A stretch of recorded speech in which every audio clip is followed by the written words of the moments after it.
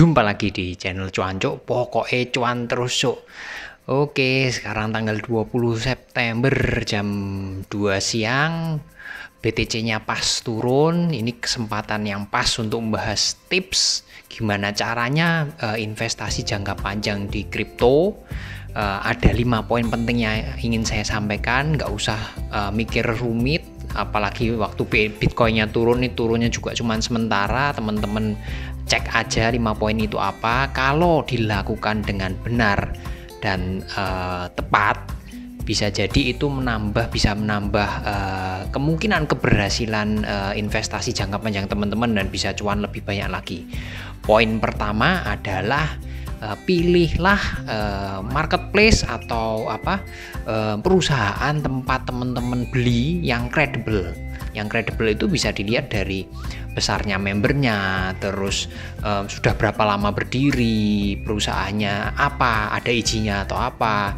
Nah, kalau khusus untuk yang di Indonesia, leadernya ya cuma 2. Ada toko kripto yang kerja sama Binance, terus ada satu lagi adalah Indodax yang juga sudah lama ini ya Indodax. Nah, di sini juga ada tulisannya 4 juta member sudah bergabung, ini udah cukup besar. Nah, 2 ini kalau untuk teman-teman yang tinggal di Indonesia menurut saya adalah pilihan yang sangat logis karena nyairin duitnya gampang, bisa bekerja sama dengan bank lokal juga.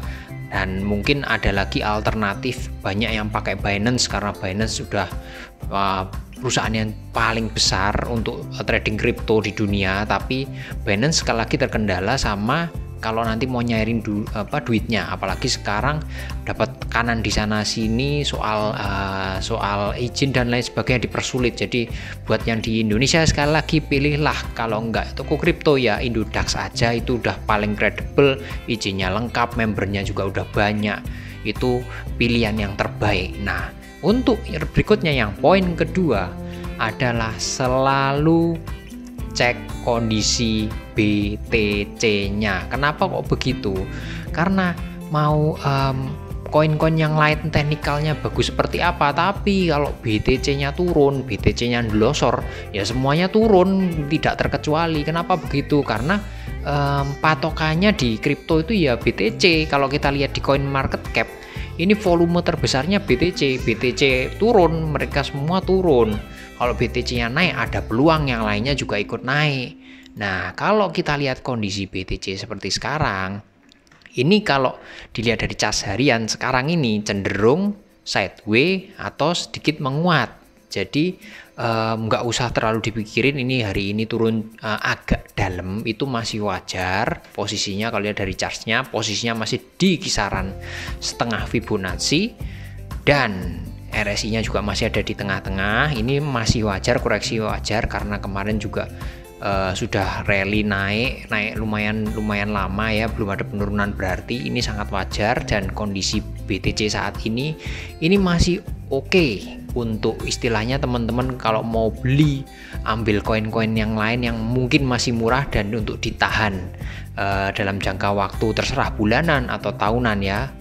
Khusus untuk BTC kondisinya seperti saat ini bisa dibilang oke. Jadi teman-teman yang sudah pada beli di harga mungkin sekarang untungnya udah lumayan, itu masih aman untuk ditahan. Itu poin kedua.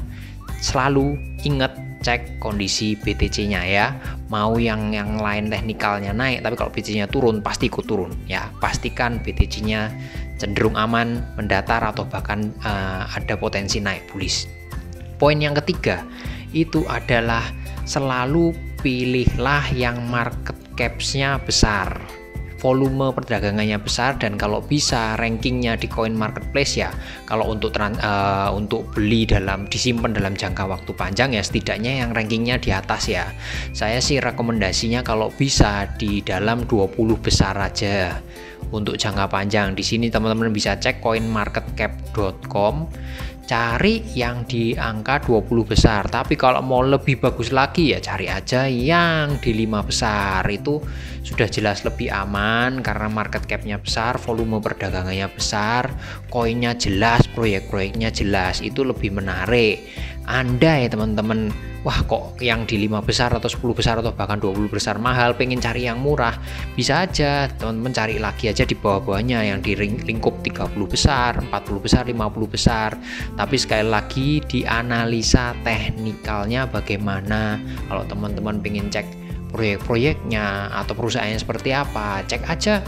Kalau bisa analisa sendiri, teknikal tarik-tarik garis bisa tarik sendiri, atau lihat youtuber, channel-channel yang keren-keren, banyak banget alternatifnya bisa teman-teman lihat. Nah itu jangan lupa cek analisanya. Di video-video saya sebelumnya ada beberapa saran juga dari channel ini yang sudah saya terangkan di video, itu juga bisa dijadikan pilihan kalau memang pengennya yang istilahnya yang rankingnya nggak di 10 besar, 20 besar, itu bisa dijadikan pilihan. Sekali lagi jangan lupa cek chartsnya, cek beritanya kalau pengen investasi dalam jangka panjang. Oke, selanjutnya poin yang keempat. Poin keempat adalah tentukan waktu dan target poinnya mau dijual di mana. Maksudnya gimana? Jadi katakanlah kita beli yang kemarin komennya banyak, tentu aja BTT gitu ya. Kita cek BTT. Oke, BTT sekarang di harga kalau di dolar berarti 0,003 USDT. Itu berarti sekitaran, kalau dirupiahin berarti sekitaran 50-an ya, 40-50 rupiah kalau dari charts ini.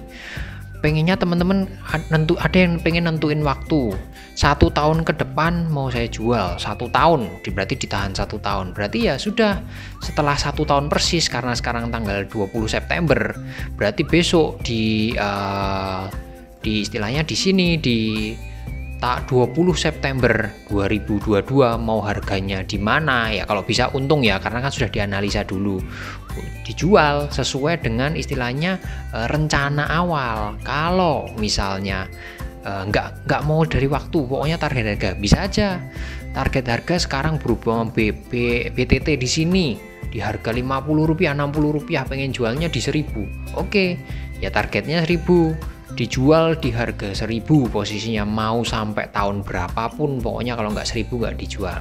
Nah itu intinya di poin yang keempat, harus konsekuen, mau dari waktu atau mau dari segi harga.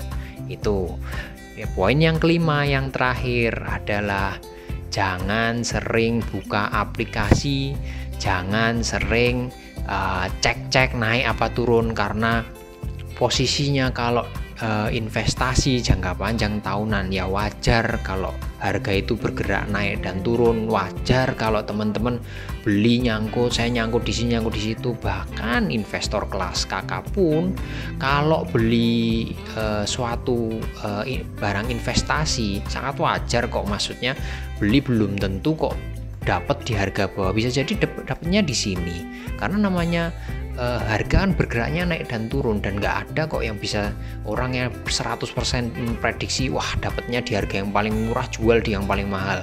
Itu nggak mungkin banget, dan teman-teman harus pahami itu. Jangan terus nyalain orang lain, karena investasi itu hubungannya dengan keputusan sendiri, itu bukan kesalahan orang lain. Jadi resiko ditanggung penumpang Anda sendiri, dan naik dan turun nyangkut itu hal yang wajar. Kalau misalnya nggak mau nyangkut ya situ beli. Ini bukan istilahnya, bukan dagang makanan, bukan dagang cilok atau siomay yang harganya per tahun naik siti demi siti.